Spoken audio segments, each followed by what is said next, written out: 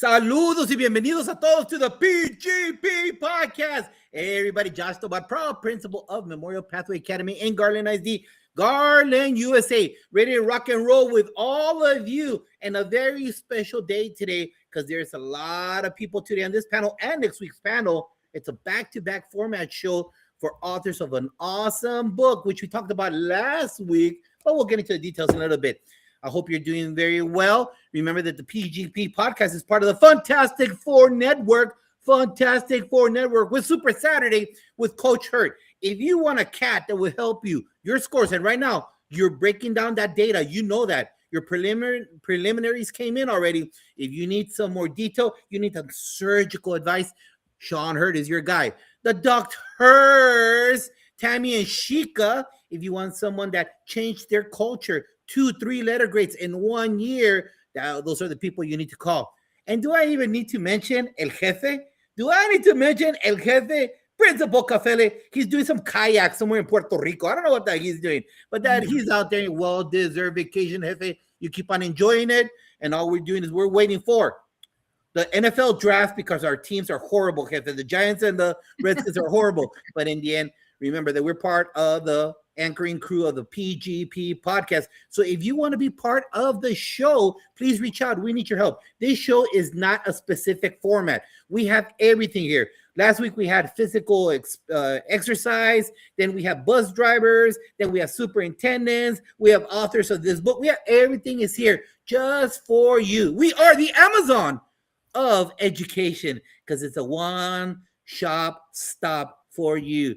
And I cannot do it alone because you know what? Yeah, you know, she's out sometimes having some hippopotamus burgers or she's having some hyena fries. But I bring you our awesome co-host, Dr. Moreno. ¿Cómo estás tú? Hyena fries?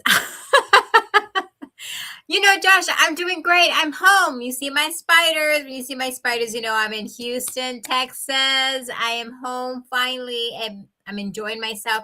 You know what, Josh? It's cold. I don't know if it's cold up in Dallas, but it's cold in Houston. I have the heater going on because it's too cold for me.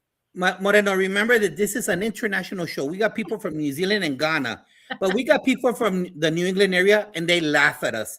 By you saying that it's cold with no snow on the ground, they're like, silly Texans. You don't know what cold is. Come Josh, on, Moreno. it's 61 degrees in Houston, and I have a space heater right now. Did you know that the people in Wisconsin are laughing at you right now? 61 degrees? That's shorts weather. Shorts and tank top weather. What's wrong with you, Moreno? Says the person who comes from Chicago, okay? Oh, my Lord. That's it. You cannot claim Chicago anymore, woman. If you're saying 61 degrees is cold, those people from Chicago are saying weak sauce. Turn in your Chicago card. Yeah, that's why they kicked me out of Chicago. They said, you know what, Vete, go away, go back to where you came from or something, because you can't claim Chicago anymore. But Josh, I'm having a great time. Thank you so much. And you know what, I'm looking forward because you know what, I have my book ordered already because I'm so into that book. So you know what, you've been promoting it, and I know it just came out. So I'm excited to have the authors here today. Awesome. Yes, and we'll get to our awesome panel right now that some of them are out in Florida with a great conference and from around the United States. But before that, the Chinchilagua moment. Just a quick thought. Chinchilagua. Dr. Edo Eckert is like, Chinchilagua? How do you eat that? Is that like sea moss? Jeremy's like, what is that? Chris, I think Chris might know what Chinchilagua is because he's been on the show before, even though he's a Sooner right there. Chinchilagua is a Mexican game and Hondureño game. And what you do is during those festive times, you line up all your cousins against the wall and you scream, Chinchilagua y arriba, boy. And you run and you jump on top of your grandma. And you run and you jump on top of your cousin and your aunt. And it becomes a human pyramid. And you keep on climbing until it all comes crashing down. It's all fun and games.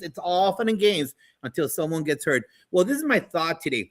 We're at the start of a new semester, and I'm sure, you know, I've not seen any teachers on my algorithm crying how much they dislike education. Because, you know, once you get that algorithm, it keeps on giving you that same thing. Let's not forget one thing as educators. Let's remember to have high expectations for everybody. Because as educators, we forget that we want to hold the kids accountable for raising their hand to get out of their desk, that they put on their name on their paper, that math teachers, that you show your work. You show your work. I got you. Or English teachers that and annotating their items. Okay, got you. I got you. There's a method. Or us history nerds, forget about it. Us history nerds with our gallery walks. But that high expectation should go for everybody. Should go for your CLC. Should go for your PLC. Should go for all of us to make sure that we're consistent. Because right now we have the energy. Right now we're refreshed. You know what? We're doing those New Year's resolutions. We have a positive mindset, but we cannot stop that positive mindset after 1 month. Because what do they call the third week? I think it's called Quitters Week, when everyone quits on their New Year's resolution. We cannot do that, especially holding everyone in high expectations to ensure that, remember, we already passed the first Hiroshima, the first nuclear bomb. That was in November, December. The second Hiroshima bomb is in March, April. So what are we doing right now that we have energy? What are we doing to hold everyone accountable, starting with the person in the mirror? Myself, me as sitting in the chair. I got to hold me accountable to make sure that everything's running smoothly on our home, our campus at MPA in March and April. Because when they start going batty, we all know it starts going cray. 6-7, 6-7, 6-7. And if that gets to you, don't let it get to you. Turn it around. Mm-hmm. Don't let all that. So have those expectations, but be consistent. The second that you slack off is when you allow anarchy. A lack of structure is an opening for chaos. So make sure that you maintain that structure, holding everyone accountable so that it just doesn't maintain steady and live in January, but also in April and May. What do you think there, Moreno? For the remainder of the year, Josh, you hit it on the nose. My goodness, you're right. Right now, everybody is relaxed and having fun. I was just at a school last week and working with some students, and you're right. These kids are right now still kind of coasting. They're just coming out of break. But you're absolutely right as far as kind of keeping us accountable and making sure that we are holding those high standards. Hey, testing is around the corner. I know we just got the results back from the December tests. But right now we're getting ready. TELPAS and WIDA for those other states that have their own kind of English language testing. That's coming around, and guess what? It is down and dirty, kind of what I call it, right? So I just hope that everybody out there is taking care of themselves and holding everybody accountable. And you're absolutely right, Josh. It is going to be a very tough year come March, April. I did 6-7 with the kids, and they looked at me and they started laughing. And then they said, this is high school. And I was like, oh, okay, well, maybe this is not for everybody then. But I was just kind of testing the waters with the kids, and it was funny. Each school is so different. It is. They said, you killed it, miss. We ain't doing 6-7 here. You killed it, dude. They held their nose and they go, So that's our Chinchilla moment. And you know what? A little refresher. Go back to last week's show where we had Principal Cafele, Principal L. We have Mr. Selder is here, our board member, and Garland. We had three shows about taking care of your temple, about going to the gym. So check out show 7, 47, and 87. Those are all EduStars that dealt with their body, their mind, but dealing with a brand new book. We have these EduStars supernova educators and principals here on the PGP podcast. Everybody, thank you for being here. Appreciate you. Like and share the show if you're out there. Moreno, stick. Oh my God, guys, I'm super excited. I know some of you, but I definitely don't know the rest of you. So I'm excited to have you guys back on and welcoming the new folks on our podcast today. And just like we've mentioned before, many of our viewers out there know some of you, and then some don't know any of you.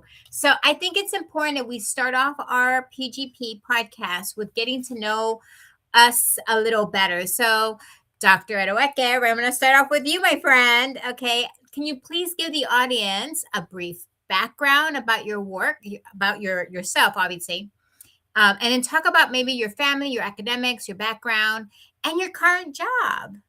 Awesome. Well, thank you for having me. I'm really excited to be here. I love coming on the podcast, so thank you so much. My name is Dr. Rachel Edeweckett, and I currently serve as a school principal in Howard County.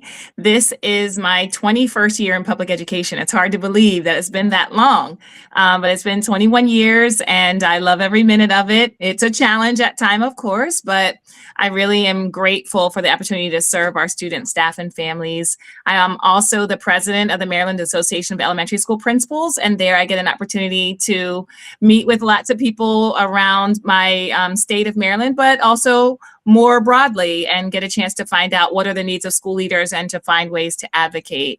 I also am the mother of twins who are now in high school, which is hard to believe.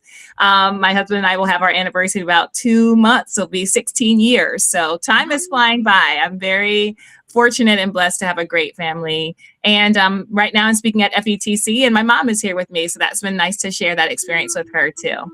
How cool. How cool. Yeah. That's exciting. 21 years. My goodness. And what, did you start when you were like 12 or something? Nope. Started at 21. Yep. So 21. So time is rolling. Time flies when you're having fun. It does. It does. So awesome. Thank you so much for sharing. I'm going to move over to Principal Black. Did you hear? Good afternoon, evening, everyone. I'm in Las Vegas, so it is 3:11, and Josh totally messed up my Sunday fun day, football playoffs. But go Bills! I am originally from Wyoming, and I have lived in the South since I was 24. So I started teaching in Arizona. I moved to Las Vegas in '98. It's my 32nd year in education, and I have only been in 3 schools in Clark County, which is pretty unique. I'm in my 15th year at Lincoln Elementary, which is an amazing little niche in North Vegas.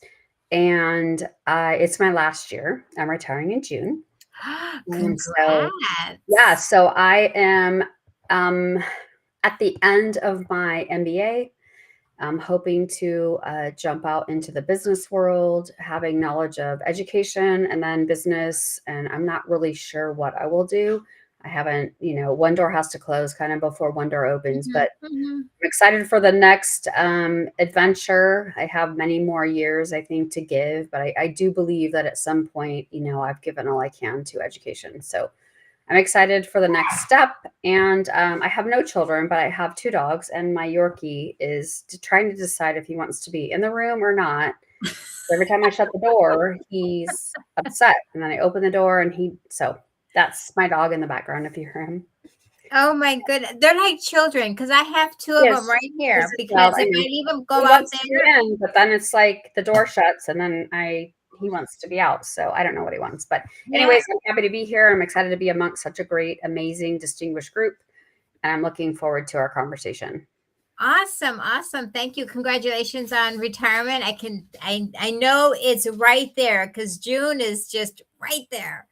I tell people it's bittersweet, but at this point I feel like it's more sweet than bitter, right? Like, well, especially if you're getting an MBA. I mean, and just I think you come to a point where like you kind of truly know, like, hey, I've given everything, and I think it's time for someone to come into the school and take it up a notch, right? Like I've been there 15 years, and that's kind of it's amazing, but it also can be problematic at the same time because I hear you. Are used to you, right? And like we get complacent. So it's great that a new leader will be able to come in and build on what we have.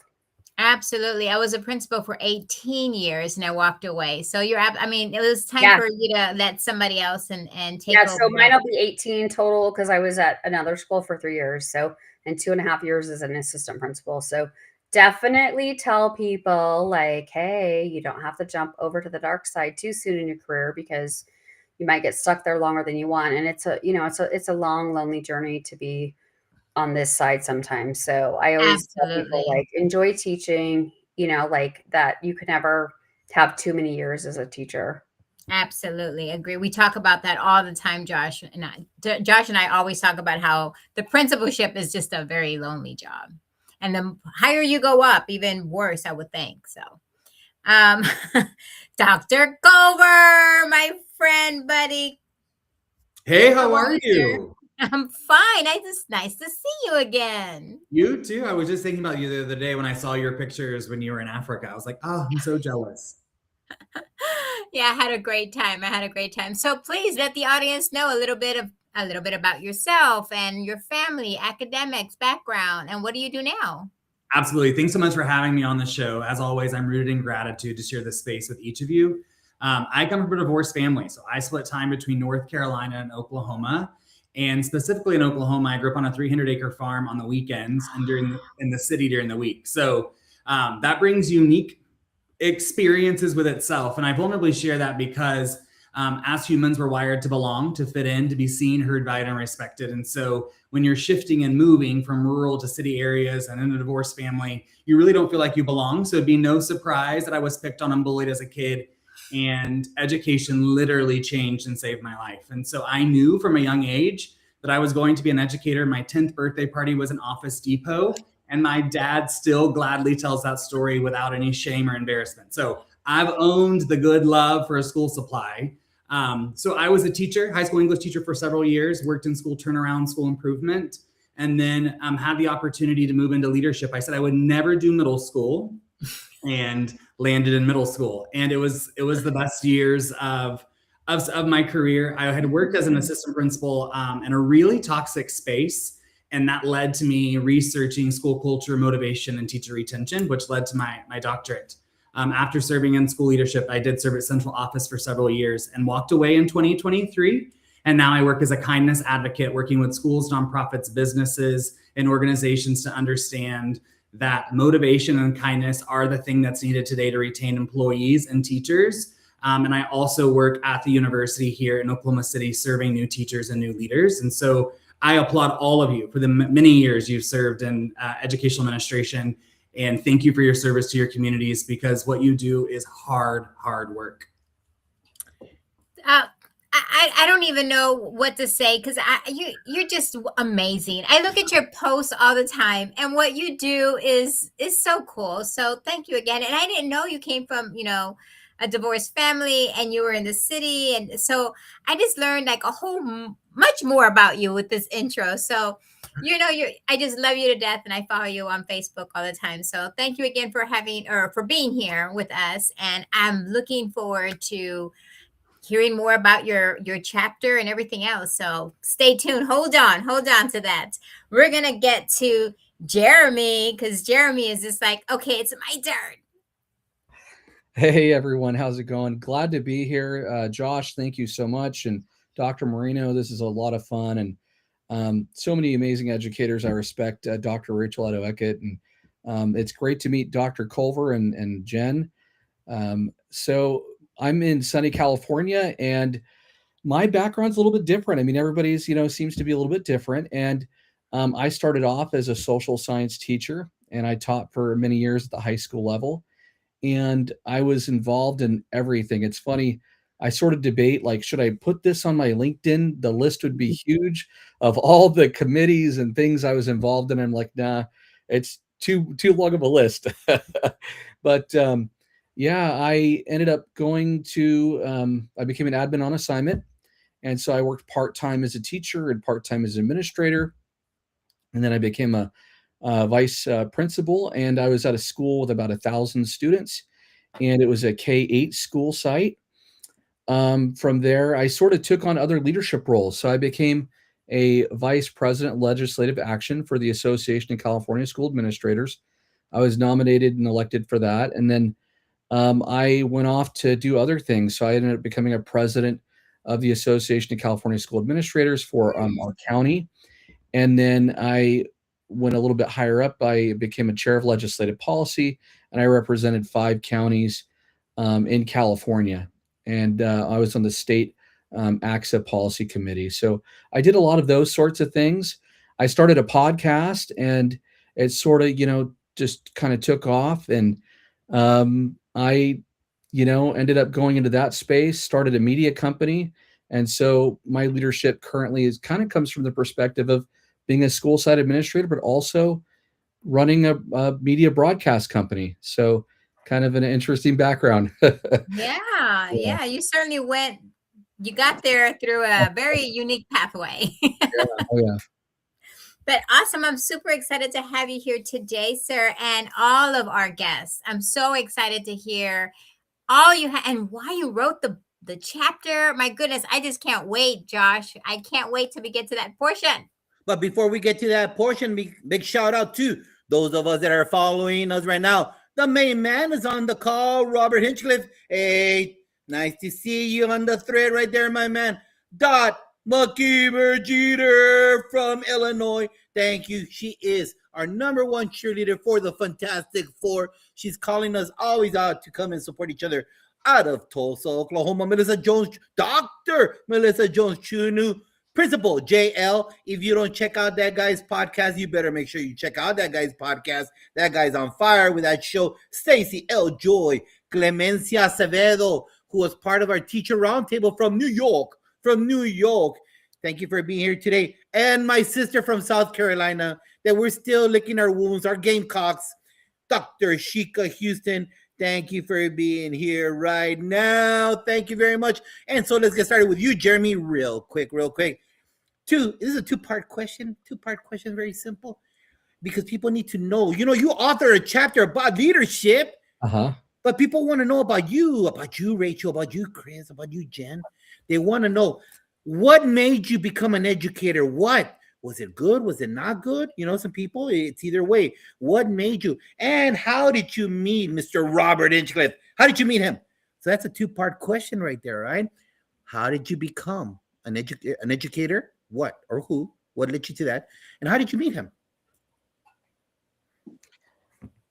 So I met, well, first of all, I became an educator. My wife became an educator first. And it was interesting because we were in college together and I was doing psychology and she was doing her credential, and she just had so much fun every day when she would, go and she would do her student teaching and everything. And she really inspired me to kind of switch gears and to get into education. I wanted to do something where I'd have fun and enjoy work and, kind of make a difference and get to serve, others. And so I followed in her footsteps. And so that's really how I got into education. In terms of, meeting Robert, he's always writing these wonderful books. And I saw one of the books that he wrote and he did a post about it. And I'd reached out to him and I invited him on our podcast. And it was amazing because it's when our show started to kind of get on the road and started to travel. We wanted to do a lot more episodes in person with people. And so we went out to Vegas and we got to tour his school and learn a lot about the amazing work that he's doing. And so that's how we met. And we've been, like friends ever since. So it's been an honor and a pleasure to know him. Muchas gracias, señor. Muchas gracias. Chris, talk to me, brother. Talk to me. Well, I always knew that I wanted to be an educator. So my path was the opposite of my parents were pushing me not to be an educator because we were going to have no money, you'd be broke, poor, homeless, all the things we've heard our entire lives. And so I'll be super vulnerable, friends. Math was not it for me. And so I couldn't figure out statistics, macroeconomics. So that business plan my parents had for me was not it. So when I went back to getting an English ed degree, that's where I found more. It wasn't necessarily easy, but it was easier than where I was with the math piece. But quick story about resilience. When I got my doctorate, I proved to myself that I could do stats by doing a quant study. So come back full circle. Yeah, exactly that. I appreciate it. So I knew that I wanted to be an educator. I worked in spaces that really were toxic. And when I stepped out of all of it, I realized this is kind of unique, not just to where I was working, but kind of across the globe. And that's really what led me to doing the work that I'm doing today. And through that, that's how I met Robert. And when he asked me to be part of this project and to write and contribute a chapter into this work, I was really grateful. I still am. I told him just some moments ago in a text message, hey, I'm like really rooted in gratitude for you for this opportunity. So yeah, that's my path to being a teacher. And that's how I met Robert. And just, I don't know, this conversation is really exciting. So I appreciate you. Now, I just need to know, bro, where is my tap? Where is it? It's coming back. It's coming back in 26. I had to take a break. I was writing a book in the latter part of 25. So it was too much, man. It was too much. If you all don't know, that guy right there, he just does the Jedi mind trick with me because he's on TikTok and he gets like to 10 billion followers. and he keeps on saying tap, tap, tap, and he plays this music that gets us all into it, and we're tapping up a storm. And follow that guy on TikTok right there. He's got it going. Jen, ¿qué pasó, Jen? ¿Qué pasó over there in Las Vegas, Nevada? Talk to us. How did you become an educator? Mucho pasó. So I knew I wanted to be a teacher from third grade. I had the most amazing third grade teacher. I grew up in Wyoming, small town America, but Mrs. Layton was just a spectacular teacher. She was different than kinder, first, second. We had fun, and she found the best in every student. She loved every student. And now looking back, I know even more she did, because my mom worked at the school, and my mom loved being a teacher assistant and working for her. So that was from a young age. I knew I wanted to be a teacher. And how do I know Robert? Wow. Okay. Well, Robert and I are both in the same school district. Robert and I are on a text thread with another Principal Granger. We literally text each other probably 20 times a day. So it starts in the morning, it goes into the evening. We get into little debates. We get into, hey, did you know we had to turn this in? Robert's just an upstanding human. He leads at the most amazing school, Tyrone Thompson Elementary. And anyone who knows him would be blessed to have him as a colleague and friend. He's just a really top-notch guy. And so when Robert was writing the book, he asked, and I said, well, yeah, of course, I'll do it for you, buddy. You know, I'm not going to say no. But I think he has really great ideas for books. And so I'm happy to be a part of the More Than Just Principles. And I can't wait to get my own copy. So soon, right? And then I'm gonna, have him autograph, and I'll autograph and send it out to some of my mentees, and just really excited about being featured in the book. Beautiful. Thank you for sharing those stories and for your experience in education. Yay, 30 plus, baby. Not a lot of people get to that. I hear you. Moreno and myself, we feel you. Trust me, we feel you right there. Welcome, Haley. Eileen Couch was with Principal Cafele last week, part of the Milken experience for January. So if you didn't check out that show, check her out. Thank you for being on the show. Haley, Madam President, how did you become an educator, and how did you meet Robert?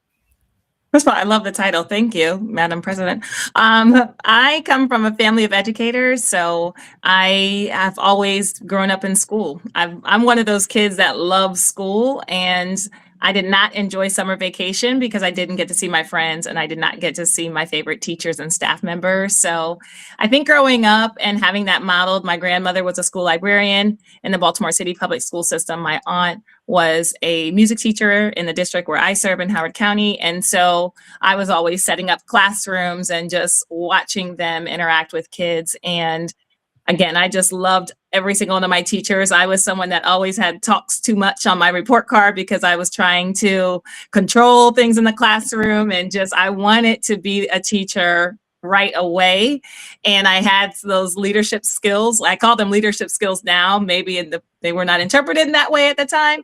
But, being a teacher is something I always aspired to be. I did not aspire or know that I was going to be a school leader, though. So that's a different part of my journey that I just never saw myself in this role. But now that I'm in the role and have been in for a long time, I feel like this role really encompasses my skills. And I just love serving the broader community. So I'm very, very thankful to be in the field of public ed. And I met Robert. I think I just followed him online several years ago. I love all of his content. And then we had a chance to finally meet in person this past summer at the Model School Conference in DC. And I had a chance to sit in on his session, and he was absolutely incredible. I loved hearing about his family, his sister, just his story is so powerful. And so when he called and asked me to write a portion of the chapter and to contribute to his book, I was really excited for that opportunity to do so. Thank you, panel. I appreciate that. And we're about to go a little bit deeper. We're going to peel back some more of that onion. Stick, Moreno. You know, just hearing who Robert is from Jen just gave me chills. So I'm excited to actually, I'm going to follow him right now. I'm going to start looking into that, into him. I'm sorry, because God, your description of him, Jen, was amazing. So I'm going to start off with you. Okay. Robert spotlights passionate leaders. So he handpicked you guys, right? So as a passionate leader, what is your current why? And can you state an example of your why in your current role? Yeah, awesome. So what's interesting is I serve in a school that's really completely opposite than Robert. I am in the North Las Vegas area. I'm in the, inner urban ring of Las Vegas. So the community I serve is predominantly Hispanic, high second language population. And so for me, I grew up obviously in Wyoming, small town America. And when I moved to the South, one of the most beautiful things that I fell in love with was the Hispanic culture. I just find it to be such an amazing culture. The parents are just so vested in knowing that we are the experts in the school, and they turn to us in the school as really we're the hub, right? Like they come for everything. So I live 20 some miles from my school, and I always have, but I've always gravitated to Northtown because I am needed there. And so my why is that I love the kids. I absolutely adore our morning opening ceremony when they come through the halls and they've been greeted by at least 10 adults before they ever get to their classroom. And they're hugging you and high-fiving you, and just it really gives you just such a good feeling that they know you care about them, they know they trust you. And then in specifically being in my school for 15 years, Yeah. one of the most amazing things is I also taught at my school.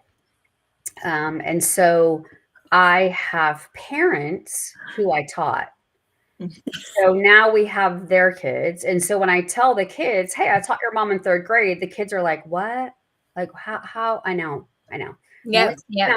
But I did teach your mom. So like the generations of families that come through our school has really kept me there. And to be honest, I've never wanted to be anywhere else. And it's going to be super hard to leave just because of that, the relationships with the community. But I just feel like the kids need us. And so the kids of the most vulnerable populations, obviously I'm not Hispanic, but like I've made these connections with these kids, and I mean, it fills my heart, right? Like I go to work so excited. I get up in the morning and I'm just so excited to go to work because I know that I'm going to see all my little friends on their way to class, and then obviously throughout the day, and get lots of little sweet love notes all day. So my why is just really, I feel that I'm of value to the community, and I work hard to build a super positive culture.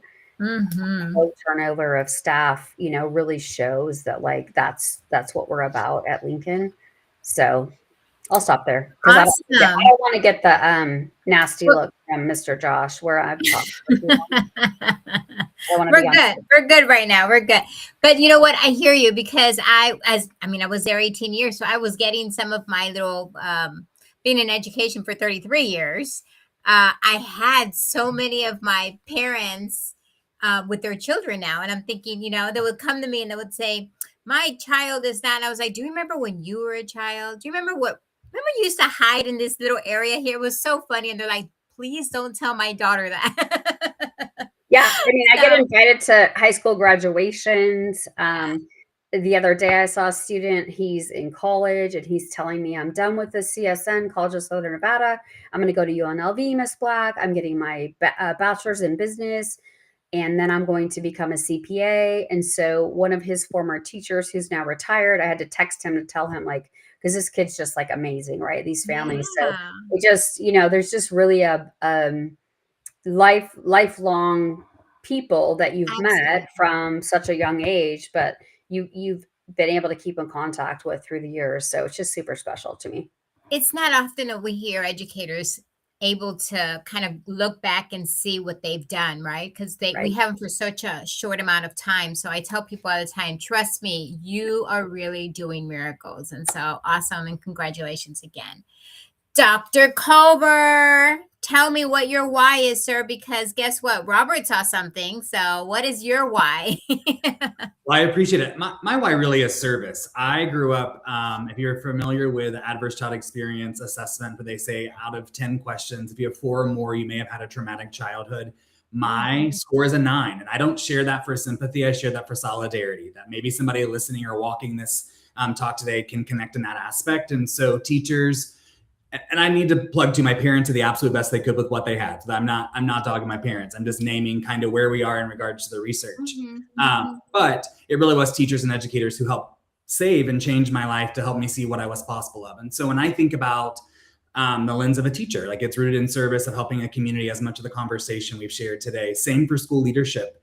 It's service in the aspect of service to teachers and service to students in the broader community.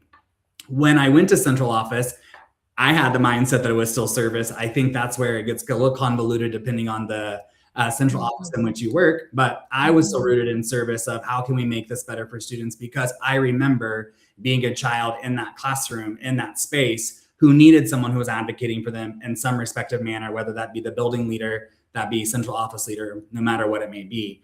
And although I stepped away and I'm not working day to day in a school, I'm working with future teachers and future leaders, but I do educational consulting as well. And I think one of the conversations that stuck out to me around service was a conversation with a teacher who said 60% of students are getting it.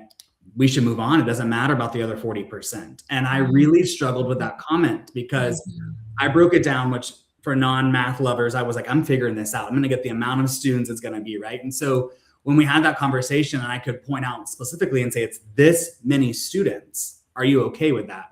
It changed the conversation and went back to service, right? It just has to sometimes be education rooted in service. And that really was a lot of my why for the work that I do, the why for my research, my dissertation, why for kindness, all of these things. And so, yeah, I think service is what it's all about. And it can get lost in the weeds for the forest and all of the moving pieces. But when we stay rooted in our why of why we got into this work, and for me, it was to serve and help, to heal, lead, all of those things. And so it was exciting to share the story and that aspect in the chapter of the book with Robert.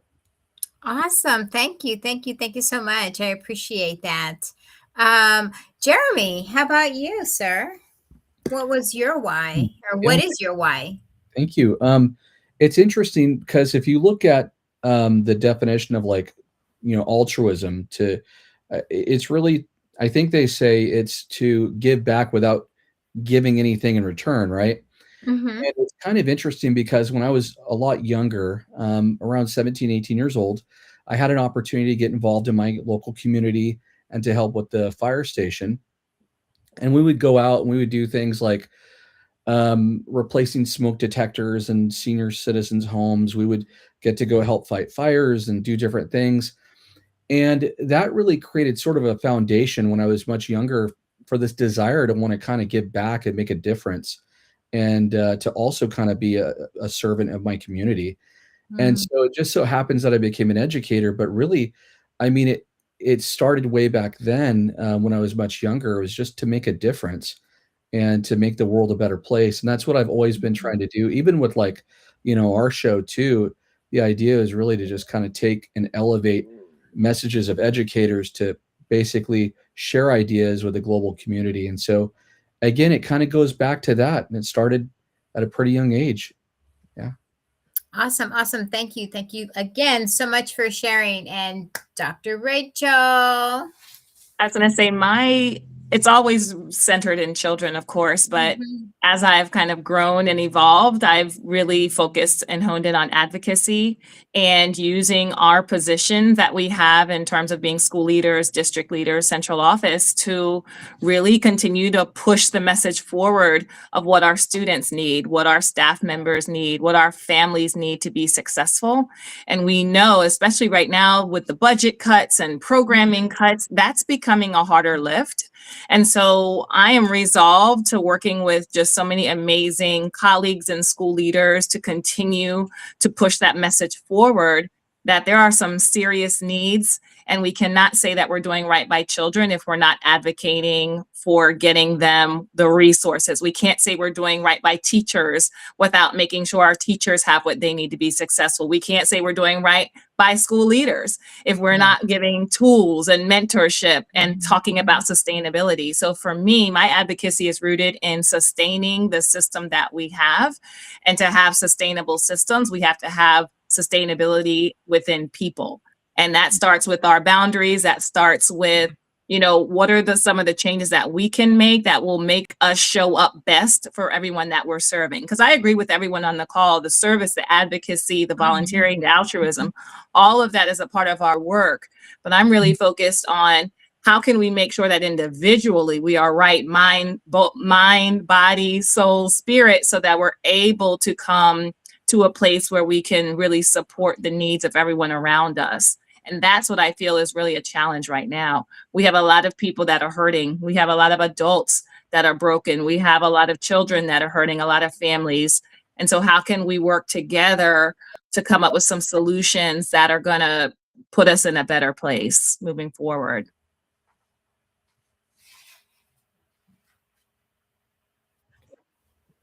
Everybody on this call, Robert did amazing by hand picking all of these authors here and all of these contributors, because wow, they all have a different unique perspective and a different way of adding to the education sector. So Josh, this is exciting. I can't wait.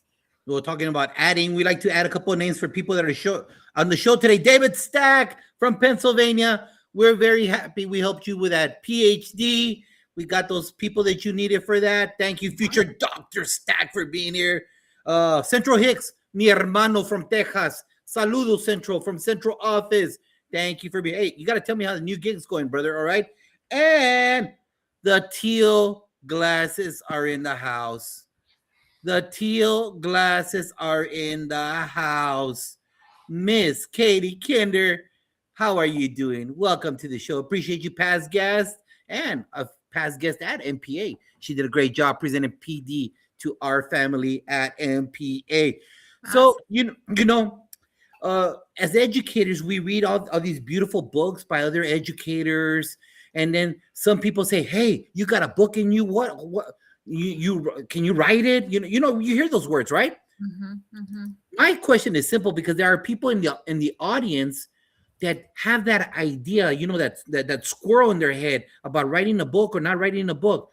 So my question to you is this: Coach Oduweke, tell the audience, how did you, young lady, Madam President, find time to not only be an active principal in the trenches, not all the other stuff that you do? We don't got time for that, lady. We this podcast has a time limit, all right? But that you're an active principal, but that you were able to author not only your book, young lady, not only yours, but I'm talking about this awesome piece of work right here. So how did you find time, young lady? Well, it's not about finding time, it's about making time. And so if we are, like, I am passionate about writing, and I'm someone that believes everyone has a story to share, and time cannot be a barrier for everything. And so I do have to prioritize my time when I'm writing. One simple way that I've done is writing for 10 minutes a day. Everybody can find 10 minutes in a day. If you can find a couple minutes to go to Starbucks, if you can find a couple of minutes to go to the store, you can find 10 minutes, even if it's 10 minutes right before you go to sleep. But I would say if you can dedicate 10 minutes to consistently writing, you will have a book. I think the challenge is when you say, I'll find time this week, I have an hour this day, and then 2 weeks will pass by. Okay, I'm going to go on vacation. I'll try to write at that time. It's that inconsistency that really challenges authors to finish the book. But if you are committed to 10 minutes every single day, you will have a book. So I always say start small. You can always build upon that 10 minutes, but you have to do it every day to keep your writing momentum moving forward. And it's the same thing when I'm writing articles or when I'm publishing things. It is the consistent rhythm of writing that will help you finish your book. Beautiful. Awesome. Exactly. Pattern of behavior. And just a quick note on Katie Kinder. If you work with EB students across the United States, please reach out to us. That's our bread and butter at MPA. Kids from all over the world. And she saw the magic that happens. Dr. Moreno has a consultant for MPA also. Reach out to us because there's great things happening there. I'm just saying, thanks to the help of all of these different consultants that have helped us out to help our EB students. It's not easy to teach Swahili, Vietnamese, and Spanish in the same table. Trust me, it's not easy, all right? So thank you very much, Katie, for that plug there for our campus.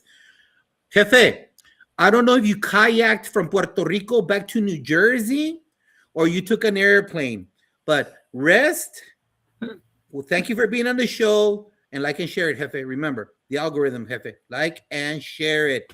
Jeremy, how do you do it, brother? You got rolling podcasts. You're going from here to there. How are you doing, brother? Hey, this is a lot of fun, by the way. I'm just enjoying this so much. I'm going to be honest.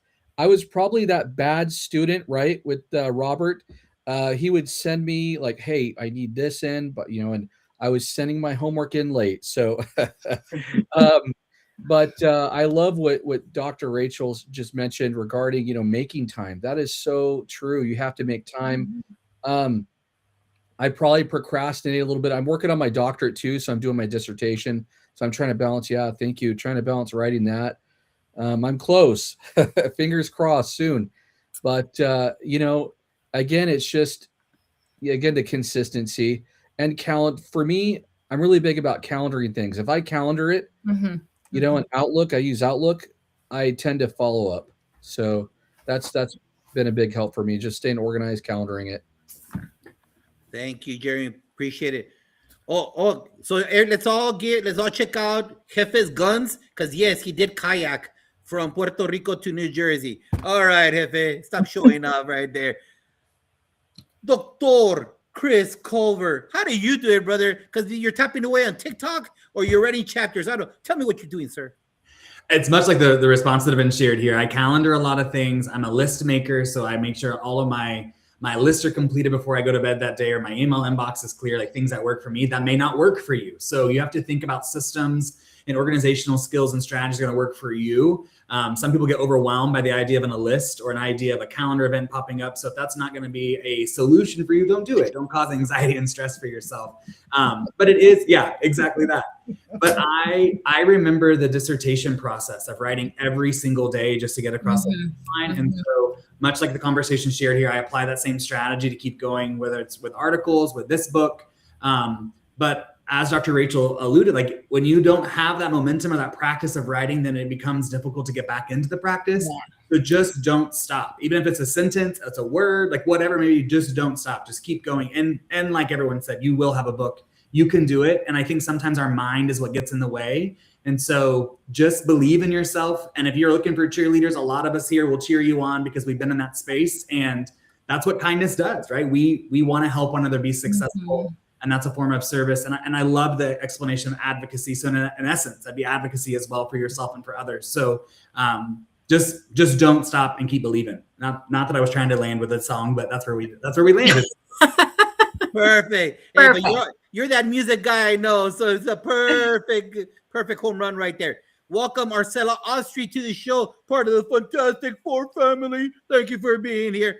And another member, Principal Dr. Edwin Garcia, principal in January, promoting his brand new book. We'll have him on the show soon. Not only a new principal, new book. Hey, blessings all over, baby. Jen, talk to us. Don't be looking at the game. I'm not looking at the game. It's being recorded. High five. I feel you, lady. I feel you. I wasn't. My husband opened the door, distracted me. So for me, I love writing. I loved teaching writing, which my teachers do not. So I will be happy to report I was the first one to turn in all of my stuff to Mr. Hinchliffe. So I just make time, like kind of like Rachel said, like because I'm not writing, I'm not doing a dissertation, I'm not writing a book. I have written in another book, which I'll talk about when that question comes up. But for me, I love writing. I write every day. Obviously at work, we write a lot, right? So I just kind of always think about like, how do I eat an elephant one bite at a time? So each day I just have my list of things. And when this came up, I didn't want to be the one that delayed it.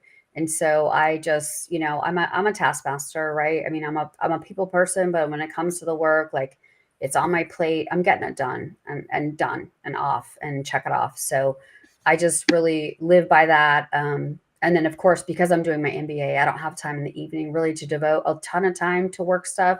So just found some time at work when I had it and was able to work on it and then get it submitted. So I'm kind of that good student, like let me meet the deadline and not be on the list of late, turn it in. Thank you, Jen. Thank you very much for sharing all your thoughts, those ideas that everybody's out there. Welcome to the show. Dr. Joe Griffin, Facebook Live podcast on Saturdays, early PM. Put the time, Dr. Joe, so that everyone can go and follow you this coming Saturday. Stick.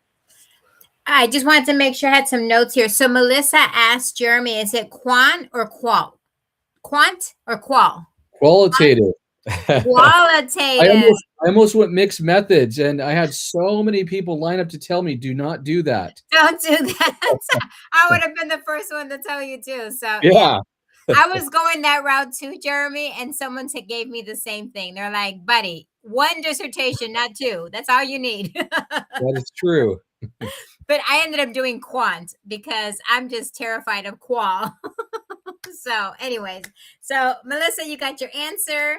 And I absolutely love what you guys said, because guess what I'm working on? I'm working on my book. I should have it out again, maybe by the end of the year. But you're absolutely right, Dr. Raquel. And it's a little bit every single day. I write for Education Week already, so I'm kind of used to, doing some of that writing. But yeah, we'll talk about what we've done already in the past in other books. So I'm going to talk a little bit about that because I have some other books as well. But guys, before we get any further and go on to the next question, I want everybody to make sure that we like and share the show, because everybody needs to hear about how they too can be inspired by these amazing people that we have today. So great knowledge, great information. So please, please, please like and share and follow the YouTube channel, because that is where you can find all the shows. So please make sure you do that. So guys, let's talk a little bit about some of the main, and I'm going to have, let me start off with Dr. Culver. I'm going to start off with you, sir. It's your first time that you actually start off the sentence prompt. Okay. So give the audience some of the main ideas of your chapter. I mean, I know I follow your work already, but God, buddy, I want to hear it. Yeah. So a lot of my chapter is about a toxic workspace that I was worked in, inherited, navigated. And it starts with the line of much of the conversation we've had here. I never saw myself in school leadership. I remember someone asking if I was going to get a master's degree. And I literally laughed. I was like, no, like I'm finished, right? Like I'm not interested in going back to school and do anything else. And I think sometimes we don't know that we're called to other things until those moments present themselves. And then it's that decision. Are you going to lean in and say yes? Or are you going to let fear drive your decision? And so I leaned in, I said yes. And what I learned through a lot of this work was what not to do, right? As an inspiring assistant principal. And then as school leader, it's like, don't do these things. Don't contribute this to the toxicity or the space. And so I share vulnerably what that looked like, how we navigated that, how we treat people. And kindness is the through line. Kindness is the through line, because my dissertation research found that when you want to retain employees, which I'm just going to plug, retention is the new form of recruitment. If you're not retaining employees, there's not this tree or this lake of teachers you're going to go find out there, specifically in Oklahoma. And I'm sure it's not unique, as I see the heads agreement right across the screen. So if you think you're like not going to coach a teacher or help a teacher, like that's just not reality. We've got to help these folks with foundational skills. And that's what we were trying to communicate is it really is relationships, it's trust, it's empowerment, it's autonomy, it's recognition. And as a school leader, you are required, whether you want to or not, to have clear and transparent communication. Because if not, people fill in the white noise with negativity. And that's where it begins to erode. Students feel that academics stall. And we know to be true that we want to see academic gains. It takes 3 to 5 years. If you're losing teachers at a continuous rate, you're not seeing those improvements that you're looking for. And so the chapter talks about that, what we did, how we navigated. I vulnerably vomit all the things out on paper, in words, but then tie it back to research with kindness and the things that I found through my own dissertation journey, because the reality is it's not a lost cause. It's what we do as leaders. It's our intentional shaping and focus of what we're going to do with our time, our efforts, our energy. And when everyone's arrows in the line direction, magical things can happen, and it all benefits kids in the broader community. And so I'm grateful to share that story. It's not always easy to unpack some of those hard moments or relive them as you've suppressed them, if you will. But it was great because I know people listening and who listen to this later, they've navigated unique situations, or they will in the future, and it gives them a lifeline or resources to keep moving forward. I love that. Thank you so much for sharing. I'm looking forward to it. I'm telling you, I have my copy already ordered, and I can't wait to read. So yeah, looking forward to hearing all about your chapter. And I know the work that you do already. So this is just kind of gives me some more background about you, sir. So I'm super excited to have the opportunity to read it. I appreciate that. And thanks for following my work on social media. I've said it a couple of times. I just want to say I'm grateful. I appreciate that. Awesome. Awesome. Thank you. Dr. Rachel, tell me about your chapter in the book. Give me a teaser. My chapter really just focuses on service. I know many of us have talked about that, but service to our students, our staff, and families, making sure that everyone has that opportunity to reach their full potential. And that only happens when we're working collaboratively with families, with our staff members, really corralling together to figure out what pieces need to be added to the puzzle to make sure that students are set up for success in a very joyful and kind learning environment. I'm someone who enjoys going to work every day, and even the small things, the hugs with kids, dropping in on them, asking how they're doing. Same thing with the adults, asking how family members are. That's a big part of what I enjoy most about being in the schoolhouse, is just that positive environment. And another thing that I talk about is growth. Like, I'm someone that always challenges myself to keep doing something new and different. So when people ask me, what are you doing today? I'm probably going to tell you multiple things that are going on, because I like the idea of getting a new experience, getting something under my belt, learning something from it, and then sharing out what I'm learning with my friends and my peers and colleagues. So that's something else that I reflected on. I've always been that way. I was a student athlete. And so part of being an athlete is pushing myself, growing, setting new goals, and doing new things. So that's kind of always been a part of my personality, and I don't see it going anywhere anytime soon. So that has served me well personally and professionally. Awesome. Awesome. Again, I kind of follow you already on social media, but I mean, reading this chapter is really going to kind of help me kind of peel that onion and learn a little bit more about you. So I'm looking forward to reading your chapter. Thank you. Principal Black, tell me about your chapter, ma'am. So in my chapter, I focused a lot like Rachel, just I'm very much about the people. So the entire community, right? Not just the students and staff, but also all of our stakeholders, parents, making sure that everyone knows, like, I'm genuinely interested in knowing you on a personal level, right? Which I feel like elevates them professionally. So the teachers that I have at my school, because we have such a low retention rate, I really do know all of them. Not only professionally, but personally. And I think that when they know you truly care about them as a human first and an employee second, that's what really builds that positive culture. So I just talk a lot about, the things that we do at our school. It's not easy. I tell the principals that I mentor, like, this is every day, every interaction. You may not realize it or remember it, but they will remember those times when maybe they weren't in a good place, and your interaction with them is something that actually helped them have a better day. So I truly believe every interaction is just so important.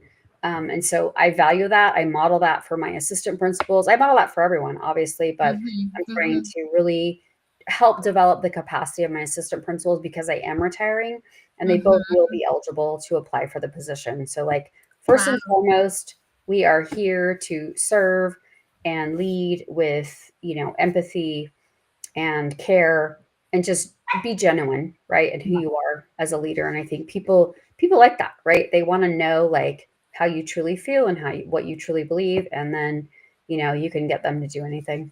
So. I think a lot of people probably need to read that chapter that you're talking about right there, because there's so many people that somehow miss that part of it. They go to work and they think it's a job, and it's all about how do you interact with everybody on that campus, right? And so I think what you just described to me is something that I can probably tell some principals that I know already out there to say, you got to read this chapter. So, and I haven't read the chapter Yeah, yet. absolutely. Because even in our own principal, I call it principal school, but it's principal academy. They don't focus a lot on relationships. So our new principals come out into the schools, right? And they jump right into instruction or whatever. And I'm like, they're not going to do that. And then, a year later, they're struggling because they didn't take the time to get to know the people before they even trust you. So they don't believe in your vision. So it's, to me, culture's everything. So as John Gordon said, it's not one thing, it's everything. Yeah. So that's truly what I live by as a leader. Awesome. I'm already thinking about some people that probably need to read that chapter. So thank you so much for sharing and actually writing that portion, because again, many people don't really pay attention to those relationships, and they need to. So awesome. Jeremy, let's round off the question with you, sir. Give me a little teaser. What am I going to read? Yeah, thank you. So it's interesting because I really feel like one of the big commonalities between, myself and Robert and Dr. Rachel, and I think a lot of the people that were in the book, is just that focus on relationships. That's really huge for me. I think if you're a school leader and you focus on relationships, it's absolutely critical to helping with success of your school and to leading. One of the themes, though, too, I kind of, for me with my chapter, was kind of coming from my pathway as an educator, as a former school site administrator. And that was, I was involved in a lot of different things. And it's busy. You're busy being a school site leader. But I kind of urged, the readers that, if you feel called upon to, serve beyond your job description, if you feel compelled to do that, I urge people to lean into it, whether it be, writing a book and, or maybe even teaching a college class, if you can do that, or being a part of an organization with other school administrators. I encourage people to do that, because I think we have a lot of skills as, school site leaders, and you can help, again, benefit your community and benefit others by taking on some of those extra leadership roles. Absolutely. I hear you with that. And it's true. It kind of even rounds you off better as well, right? When you are into these different other spaces. So, I mean, it's just amazing. I can't wait to get a copy of my book, because just listening to all of you guys, it's like, I want to read this chapter. I want to read that chapter. So I'm just excited, Josh. Oh my goodness. And you know what? I didn't even hear about your chapter, sir. Nah, you can read it in the book. We're at the end of the podcast, guys. Before we get into the lightning round, 2 quick little questions before we get into the lightning round. And let me tell you, it's all about those connections. You see, I tried to copy Dr. Edo Eckert, President Edo Eckert, because I saw her racing kids and speeding past them. And I tried that. Then I pulled a hamstring. I pulled my calf got pulled. Then I had to have the defibrillator because I took 10 steps. and I go, no. Miss President, I will not at all ever again. Josh, I told you I'm retired. I no longer run with the kids. I have to do alternates. We had the same experience. I'm finished with that. I love it. Charlie Peck, future guest on the podcast, past guest. Also, thank you for being here. Yes, Charlie, it's a great book, and we'll be having you for the North Carolina NC-MLE conference in a couple of weeks. We're going to have you here again promoting that beautiful conference. Let's finish it off real quick. And it's going to your, I'm not AI. I still have yet to use ChatGPT. I'm sorry. Go into your card catalog, go back into your abacus, and find out and tell people real quick. There was a moment that in your brain you said, this is why I'm an educator. There was one event.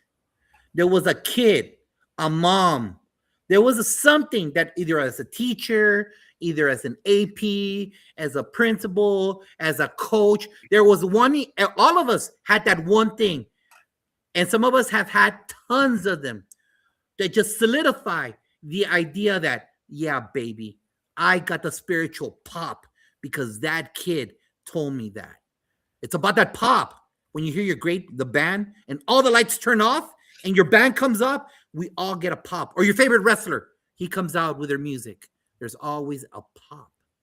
Jen, what was your experience that solidified your love for it? And are you working on any other projects right now besides retiring? Are there any other projects you're working on? So my pop was back to my third grade teacher. I mean, that just really solidified my career path. My only project I'm working on is my MBA. And so I'm like 3 weeks away from completion. I'm doing the capstone project with my team. We are doing a business plan for a digital media marketing business. So I'm completely outside of my element. I've learned a lot. And I also know I hate accounting.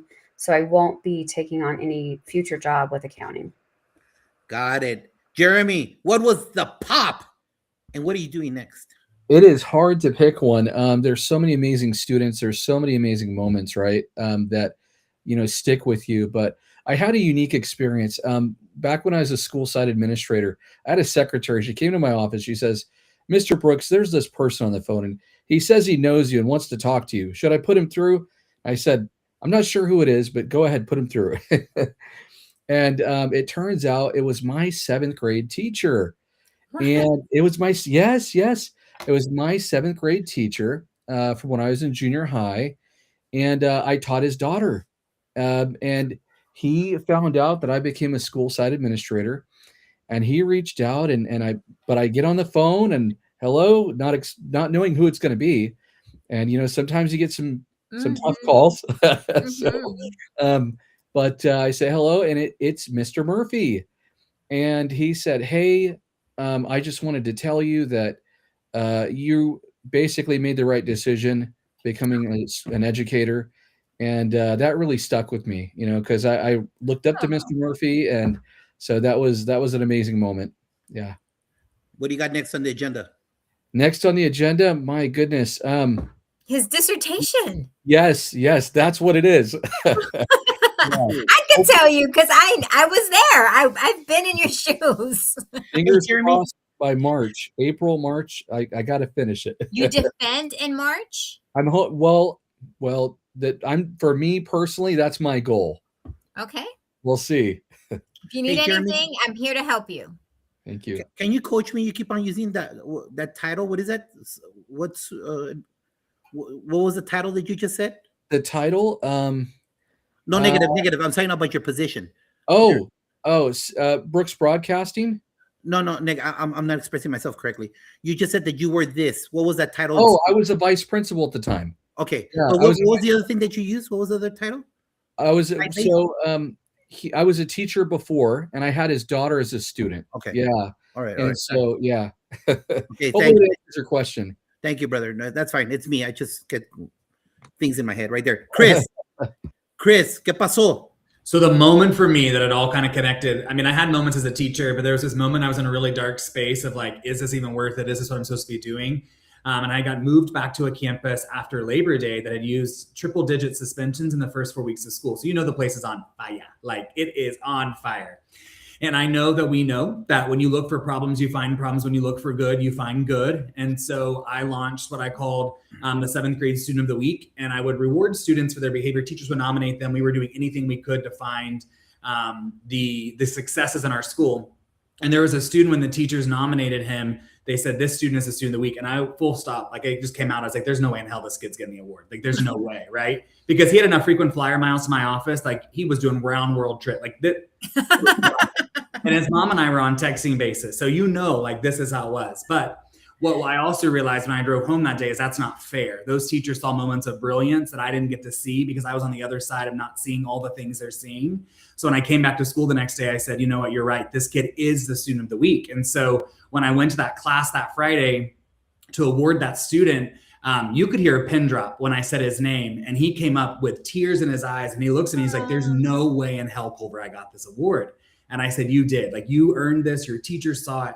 And when I sent it to his mom, she said, this is what it's about. Like, I knew he had it in him. And Dr. Brad Johnson tells us that some kids need a chance to shine. Some need a second, third, and fourth chance to shine. And it was in that moment, it all connected for me. And we have to be the anchors, the lights of hope, whatever it may be, because every day may not be a great day, but let me tell you what, there's something great in every single day. And it's our responsibility to see it and to see it in children. And so that moment stays with me. When the darkness comes, that moment's what keeps me finding light. And so, yeah, reach out. We're always here to be your cheerleader. You're not in this work alone. It's hard, it's heavy, because it's rooted in service, but you're called for a reason, either to help somebody else or there to help you, and just keep being the light. Sometimes the light you're looking for is one that you carry on the inside. And that's the project that I'm working on. I just finished writing the book, Be the Light. I also have a children's book coming out this year with a leadership extension with a course. And I have a podcast coming up starting called The Science of Kindness. So we are pumping kindness into this world like nobody's business. I appreciate all the love and support as always. We need that. We need that kindness all over the place. We got a Ric Flair right there. Woo! Love it right there. Madam President, talk to us. First of all, I'm really excited for all the great things everyone has coming up. Congratulations, everybody. I apologize because I probably have to go soon. My mom and I have reservations for dinner tonight. But really quickly, part of my aha moment as a leader, or really as a teacher, happened my first year, 21 years ago.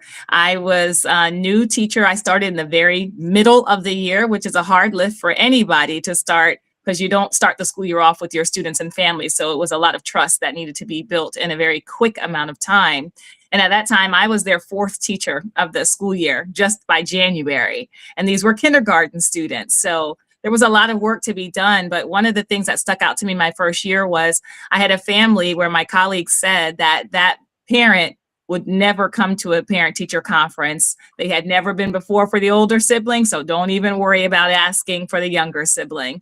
And it just didn't sit right with me. I know they were well-meaning and well-intentioned, but I intended to meet all of my families, especially because I had just started the month earlier. And so I called the parent on the phone and I said, I would like you to come to the conference. Are you planning to come? And she said, no, she wasn't planning to come.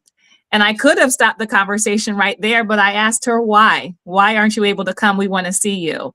And she said, I cannot come because I don't have a car. Now, this is before virtual conferences and all the different accommodations that we do. And I said, if there's a way for us to come to get you to this conference, will you come? And she said, yes, I will. So I remember walking down to my principal's office, my first couple weeks on the job. I said, I have a parent who wants to come to this conference. She has an older son as well. Is there a way that we can get her to school? And my principal worked with me and said, if she promises to come, we will pay for a cab to pick her up, to bring her to our school, and to take her back home at the conclusion of her conferences. And I said, okay, let me call mom and make sure that she'll agree to it. And she did. And she never missed a conference moving forward because that was the agreement that we had. And so even though I was in my first year of teaching, that taught me the power of advocacy, that taught me the power of listening, that taught me the power of figuring out what the barriers are and trying to reach them and working with people. Like, that's where I saw the power of a principal. If my first principal would have said, no, I'm not doing it, I would have been a little bit stuck. But she continued to advocate and work with the family and me, and we got it done. So that really taught me a lot about what's possible, how we can support families and kids, how we can improve relationships simply by asking questions of what do you need and following through to support them. So that's something that has stuck with me for 20 some years, and it's going to continue to serve as that foundation for me. I call myself a squeaky wheel. My staff knows I will be a squeaky wheel. If there's something we need, I'm going to keep asking for it and being a little needle to get there until we get what we need. And I'm okay with that. That's how I sleep at night. What you got next in the books? Well, tomorrow I'm doing a presentation, Boundaries Before Burnout at FETC, and I'll be speaking the next day, two more sessions that I'm really excited about. This is just going to be a great year, 2026. I'm very much looking forward to continuing to learn and grow and meeting new people and popping up wherever. Beautiful. Love it. Love it. Before you take off, you got anything to plug there, Dr. Odoek, and any of your books, anything? Well, Dr. Culver mentioned my co-writer, who's amazing, Dr. Brad Johnson, Relational Intelligence. That's our new book, and it really is focused on relationships and centering people in everything that we do. And so I'm always going to plug that book. And I have a podcast as well, Sundays after your podcast, Josh, 7 p.m. EST with Teacher Goals, called Strong Start Sundays for School Leaders. And so we really just appreciate that opportunity to build a community of school leaders live twice a month, just twice a month. Love it, love it. If you gotta go with moms, you go do that. Yes. Do that Florida time. Thank you for giving us some. Thank you for having us. I love the conversation, everyone, and congratulations. And thanks everybody for watching, and keep doing great things in 2026. Thanks, Doc. Appreciate you. Jeremy. See you online. Anything to plug, Jeremy? All right. I would just say the book, purchase that book if you can. I highly recommend it. More than just principles. There's so many amazing educators in there. I've been reading it, and I've been giving them out. Those were the Christmas gifts this year to everybody I knew. So, I highly recommend that. That's Robert's done some posts about like, hey, this is some good PD. I totally agree. I could see, admin teams reading that. There's a lot of good stuff in there. So, just plugging that. Follow all these amazing educators on this panel. I know I follow many of you, and I love the posts and the updates. And so I would just also encourage you to follow everybody on the panel, because again, you'll be able to see some amazing updates. Cool. Thanks. Jen, what you got? You got it? Jen? I already shared, didn't I? Yeah, did you? Or anything to Anything to promote? Anything to promote? Oh, I don't have a book, but I would promote this book. She Leads. It's a book that was written a few years ago. Dr. Rachel George and Miley Stallone, they wanted a book about women leaders, right? Because oftentimes everything is kind of just generic. So I wrote a little vignette in here about self-confidence. It's a great book. It's an easy read. So if you know any female leaders, the She Leads is an amazing book, and gives some perspective on the struggles that women have had in leadership and how they've overcome that. So I wrote that small section on self-confidence and overcoming some of the challenges that we have with being a new leader, and kind of wondering, like, am I supposed to be here? And you are, you're hired for the job, you got it. And you have to work on building that self-confidence by just taking lots of risks, putting yourself out there, making it happen. And that's how you build and grow self-confidence. Love it. Thank you for sharing that. Dr. Chris, what you got? What you got to tell the audience about? So I have tons and tons of resources on my website. I put out content all the time on social media, whether it be videos or static graphics or infographics or whatever it may be. They're applicable to leadership. They're sometimes for teachers, but I'm on the philosophy that you don't need a title to lead, that when you choose kindness, the right people will follow. So a lot of the things can be contributed to that. Specifically, a lot of the content I have with books and workbooks, all that come down the latter part of January, beginning of February, even some in March, just totally being transparent there. But all things are on my website at www.drchrisculver.com. All social media channels at Dr. Chris Culver. So check it out, because it can feel lonely. It can feel lonely in this work where you feel like you don't have a resource or someone to lean on. And that's what all of us in this space are trying to show, that we are your cheerleader. We are a resource. We are a confidant. So thanks for all of you for what you do. And thanks for allowing me to be a part of the conversation tonight. I'm incredibly grateful. Very cool. And just a reminder, everybody out there, the purpose of today's and next week's show, more than just principals, 15 administrators, great stories right there, all for you. Check it out. And also like to plug the other book that I help out with, Barbara Bray. She is in Florida right now. Chapter 23, yours truly, 23 stories by 23 educators. Check that out. We are a Fundamental 5 campus. Sean Kane on how to provide professional development. This is my Bible for the MPA Jaguars. This is a great leader right here, Sean. And Superintendent Glenn Robbins from New Jersey has offered these two books. One with Danny Barr, our guest, I think 3 weeks ago. It's all about the calm and the chaos. Right now there's calm, but you know that chaos is coming when you're doing all that testing. So if you want to know about leadership and the Stoics, this one right here. And if you want to know, there's a dark part of education where people put barriers for us. They'll lock you out of positions. You get blackballed. And so he connects that with musicians that were told. There was this guy that knows how to play the guitar a little bit, Jimi Hendrix. He was told he would never be successful. Go figure, huh? Moreno, last question before we get into the lightning round. All righty, guys. We're going to start off with Jeremy. Jeremy, this is really quick. Where do you see yourself in 5 years? Ooh, 5 years. Just our show growing, being a part of that, and just proud to be doing the education talk show and then Brooks Broadcasting, just seeing it grow. Yeah. Awesome. I'm gonna leave Jen to the last because I already know what she's already thinking. So we're gonna keep her to the last. Chris, what do you do in 5 years? Well, I'm rooted in helping, healing, serving, and leading, and I don't know what that looks like, but I'm rooted in the science of kindness. So I hope in the next 5 years we're an international workspace of some kind of kind place, and human decency is back. But that's what our goal is, to make human decency go viral and be kind. In the next 5 years, buddy, we're gonna need a lot of that. So yeah, we are. And Principal Black, tell me what are you gonna do? Because in 6 months you'll be retired. So what do you see yourself doing in 5 years? Well, I'll still be serving. It'll just be in a different capacity. So I think I'll be in some sort of a position in the business world, in human resources, or something very people-centered. That's obviously my strength, and it'll just be in a different capacity than education. Josh, I just had a great time today. I mean, these people were amazing. You guys were awesome. Thank you so much for joining us today. And guess what? We're not done yet, because now it's the Échale Ganas time. Échale Ganas. Échale Ganas. This is why it's called the PGP podcast. G for Ganas. It is the only thing that connects all Hispanics. It is the only monolith word that connects Bolivianos con El Salvadoreños, con Mexicanos, con Puertorriqueños. It connects us all. Other than that, trust me, we don't connect. Our languages are totally different speeds.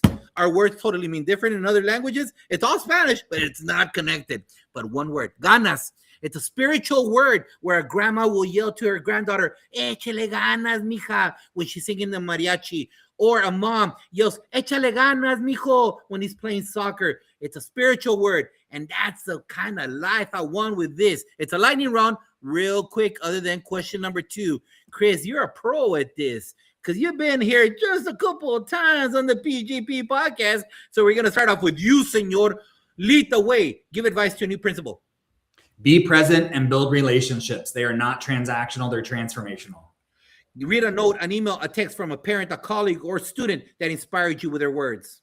When I was serving as a district level administrator, I had a student that was a high school English teacher. When I was a high school English teacher, and I handwrote every student a card to give them words of affirmation before they went to their next grade level. She still had that all these years later when she enrolled her child, to the district where I was working. And so I had tears, she had tears. So I always hold on to that moment.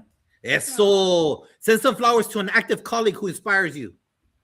Dr. Janelle Giamario. We work in collaborative partnership at the university, serving new teachers and new leaders. So grateful for her. Name one person the audience should follow on social media. She was in here earlier, the teal glasses lady, Katie Kinder, right here from Oklahoma. Great PLC partner and bestie of mine. What would be your fantasy New Year's Day location on Earth? Anywhere on the beach. I'm just like anywhere where there's warmth, there's sand, there's water, and beach. Yeah, anywhere. Tell the audience that one-hit wonder that you love to sing. I love Video Killed the Radio Star by the Bugles. That was a one-hit wonder and so you'll find me jamming out to it. Which education movie or education show motivates you? So as a child, I was addicted to Mr. Holland's Opus. My poor family had to watch it over and over and over and over again. And then as an adult, I've always appreciated Freedom Writers as well. What book changed your life? What book changed my life was anything by Patrick Lencioni, but really his around Working Genius. When I kind of read that book several years ago and understood the invention and all this moving piece in my brain, like things started to connect for me. So I encourage anyone to read Lencioni for leadership development. How can the audience get a hold of you? I know you're very hard to find. I know that. You're very hard to find, sir. Yeah, you can't find me anywhere. He lives under a rock. That's exactly it. All things social media at Dr. Chris Culver, website www.drchrisculver.com. And always looking for new friends, connections, and colleagues along the way. And so thankful to have been a part of this space today. Thank you. And look for him on TikTok. Yes, that's right. Señorita Jen Black, here we go. Lightning round. Give advice to a new principal. relationships first, and you've got to be visible on campus, getting to know your staff. So you got to be out there and about. Read a note, an email, a text from a parent, a colleague, or student that inspired you with their words. So I'd say from my office manager, she wrote me a really meaningful note last spring. We do this with our staff. Periodically, we have them write to a colleague, and she thanked me for my constant support, guidance, and leadership. She said, "You're the puzzle that holds us together. You don't just lead, you inspire. Thank you for your encouragement and with work and personal. You are truly one of a kind." Nice. Send some flowers to an active colleague who inspires you. I want to send these to our Region 1 Superintendent, Lindsay Tomlinson. She's an inspiration to everyone she encounters. She was recently diagnosed with breast cancer, but her positive attitude and warrior spirit will carry her through this fight. Name one person in the audience you follow on social media. Well, we already follow Robert, the man. So I would say Mel Robbins, if we want to step it out into a different space, Mel Robbins. All right. What would be your fantasy New Year's Day location on Earth? New Zealand. Tell the audience that one-hit wonder that you love. 8675309. Tommy Two-Tone. Of course, my name is Jennifer, but so is my best friend. So that was one of our most favorite songs back in the day. Love it. Which education movie or education show motivates you?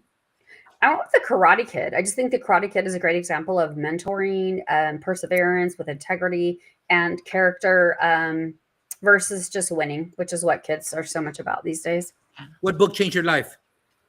New Principle, Good to Great by Jim Collins. This book really helped me shape my leadership style because I focused on humility, getting the right people in the right seats, people-centered leadership, obviously, and this sustainable success and not just this flashy success. You have all these decades under your belt. Before you tap out, how can people get a hold of you, ma'am? Yeah, I'm on X at WildGirl89. I'm also on Instagram.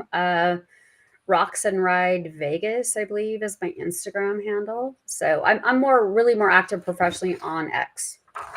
All right. Thank you, Jeremy. Let's close out the show. Give advice to a new principal. Again, just echoing what everybody else said, relationships are absolutely critical. Go in, build those relationships, find a mentor, but I also urge you to get involved too in some kind of association, a school administrators association. Read a note, an email, a text from a parent, a colleague, or student that inspired you with their words. Ooh, I just, I had a note from a student. Actually, I'll go back to this. When I was an administrator, I would get those notes from kindergarten students, and they would say, "I love you. We love you." Like those were just the best, and I'd hang them on my wall. And so, yeah, I've held on to those. Send some flowers to an active colleague who inspires you. My wife, she's an educator. She's an assistant principal. She still inspires me every day. She's passionate about students and making a difference in her community. So sending flowers to her. Name one person in the audience you follow on social media. Dr. Rob Martinez, Papa Rob. He's got a book, Recipes for Resilience. He's amazing. Former superintendent. You got to follow him. What will be your fantasy New Year's Day location on Earth? I'm kind of going with Dr. Culver here. A beach, anywhere on a beach. Tell the audience that one-hit wonder, you can't stop singing.